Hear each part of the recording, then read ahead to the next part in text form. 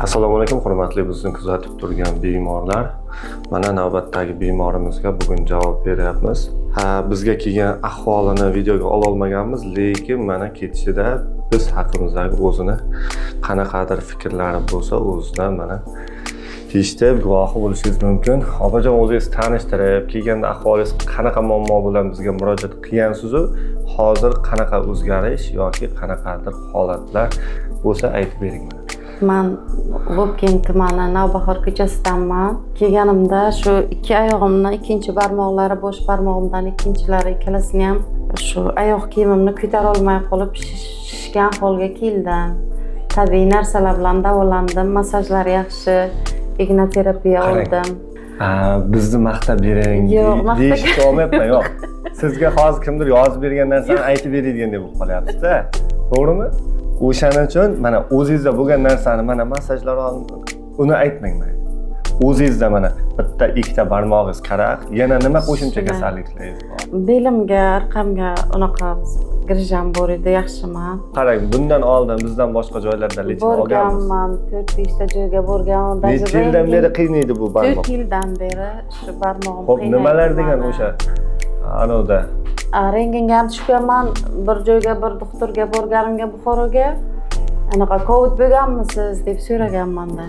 Xo'p, Covid bo'lgan bo'lsam, shunda barmoqlarim nima bo'lgan bo'lishi mumkin desam, savolimga javob bera olmagan.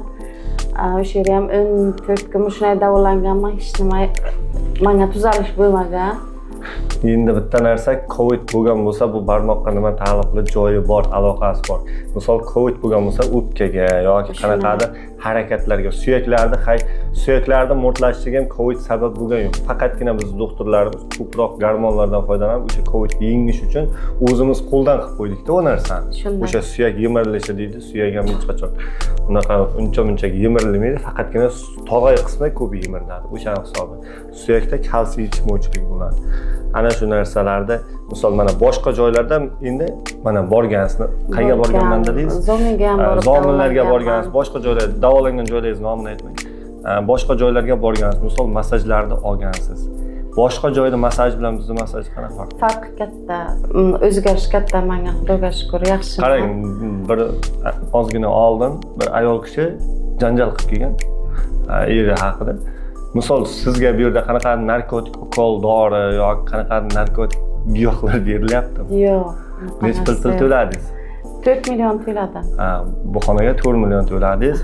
Luks xona ekan, 4 million. Hozir hech qanaqa dori, karaxt qiladigan narsalar berilmayapti. Yo'q.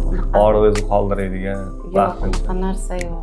yoki uxlatib qo'yadigan dorilar berilmayapti. O'zingiz tabiiy mana shu narsalarni yaxshi bilasiz. Tabiiy giyohlar ichamiz. Qarang, misol sizda imkoniyatingiz bor, 4 million 3.800 pulda to'lab yotishga, misol mana sizga o'xshab bemor, ahvoli og'ir bo'lgan bemorlar bor, ularning qo'lida pul yo'qlik. Chunki hamma joyga borib davolanib puli tugagan.